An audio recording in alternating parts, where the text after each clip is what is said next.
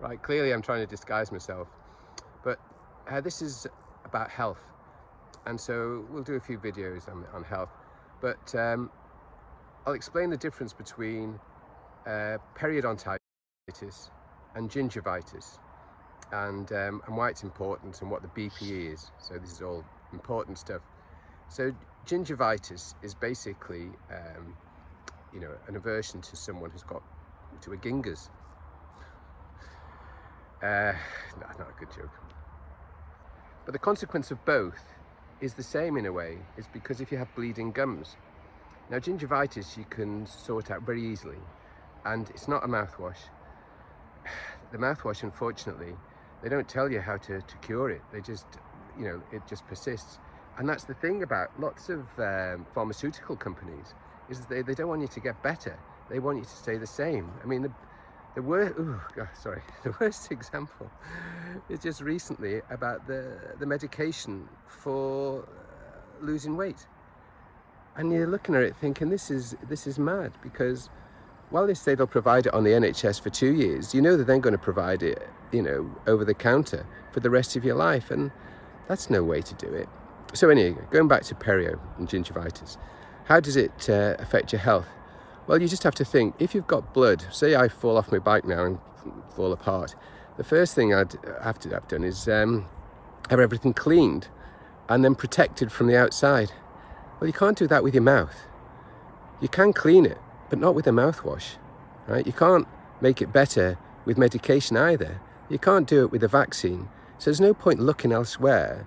You have to do it. So I've made lots of videos showing people how to do this. And so here's one here.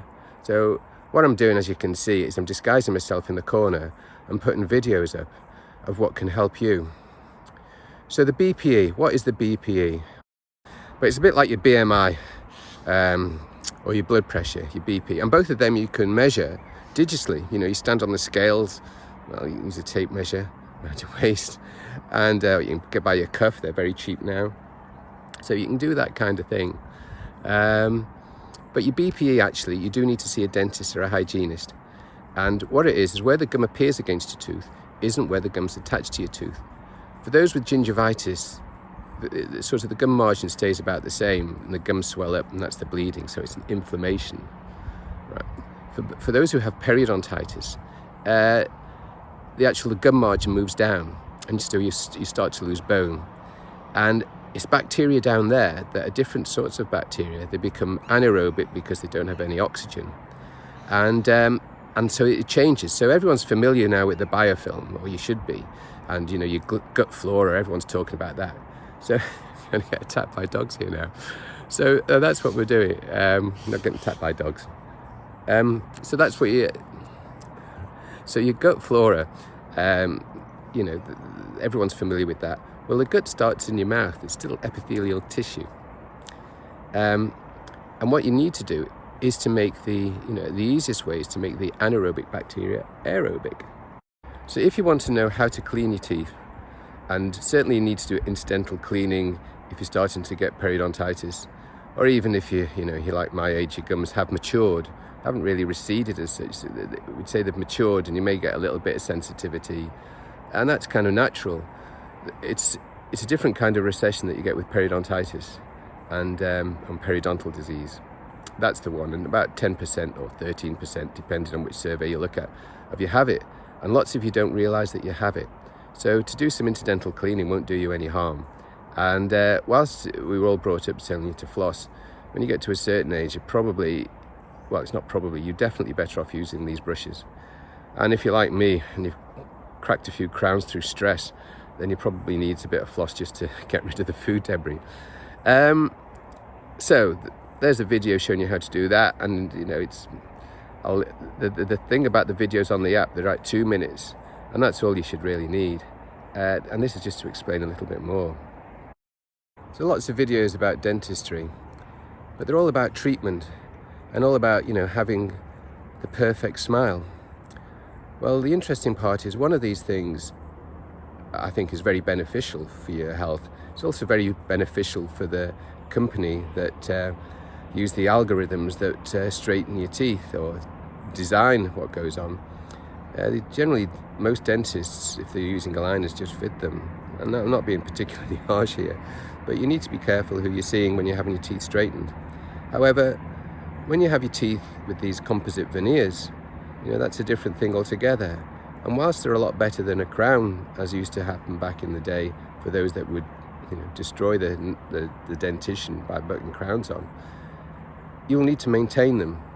And the cost of maintaining them, which is basically some kind of maintenance fee that you can do now, if you have veneers done, that maintenance fee will cost you probably about twice as much because you've had all this work done. In fact, it'll probably be about 4 times as much.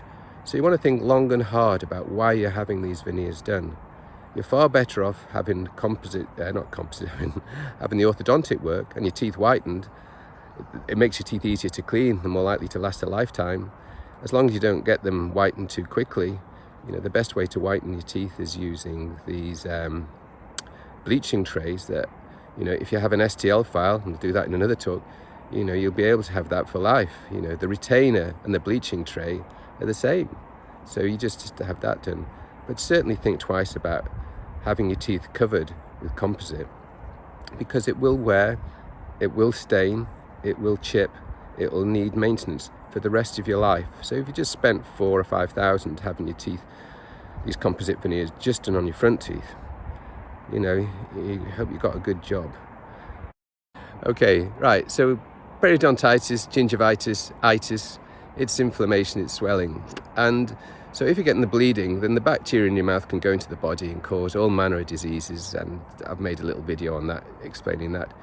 But really, if you can improve your immunity and have less demands on it, then actually your general health will improve. And if we all do that, then our national health will improve. And that way we can help save our NHS resources. But we can't rely on pharmaceutical companies to do this. As an example, you see lots of adverts for gum disease and curing it with a mouthwash. Well, a mouthwash doesn't cure it at all. You stop mouthwash, it start bleeding again because the bacteria is still there. Right? So, and the same thing applies. So, I'm a bad example. I take a statin for life. Lots of people take blood pressure tablets for life. The last thing a pharmaceutical company will do will develop a product that makes you better. So you've got the double whammy now, is that you've got food companies that are selling you products that actually make you want to eat more and make our health worse. And we've got different pharmaceutical companies who are selling can make you lose a little bit of weight for a couple of years. And after the health service paying for them, then you'll have to start paying for them yourself. It's a win-win for the pharmaceutical, and it's a win-win for the food industry. And we can be health advocates, because we can promote what is going wrong with our society by these influences. Because you have to remember, the pharmaceutical companies and the food industries, they're all based about making money for their shareholders. The only interesting one is recently Nestle, who have been the worst, when they used to sell in food. When we stopped having formula milk, I think back in the 80s, they started selling it into the third world countries and promoting it there, or rather advertising it there. And that's the difference, is that, that mouthwash is advertised heavily on the telly, right? But we, as health advocates, we can promote health, and we shouldn't be endorsing products that aren't good for the general public, right? We can do better than that. And whilst our system is based upon treatment, really, we'll never get to the bottom of treatment. We're as bad as the health service. Our waiting lists are going to get longer because people want to have composite veneers, they want to have implants, they want to have all manner of dental treatment that they need. But we're still fueling the treatment needs because we're not actually developing and delivering prevention. And we can do that. But you, as a member of the public, you can help that, because the government aren't going to pay for prevention. You have to pay for it, right? But it'll be worth your while, you'll be more healthy, and we can help one another. And so these prevention plans really do work. You just look and see how they operate, right? The problem with a prevention plan is if you've had a lot of work, you're more likely to need work. The best thing you can possibly do for your family is actually get them on a plan early, get your children to be seen regularly and given health tips and advice. And actually we can do that remotely.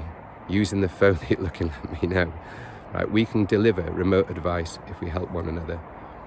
And then hopefully your children won't suffer from gingivitis or periodontitis, or at least if they've got periodontitis, they can keep it under control.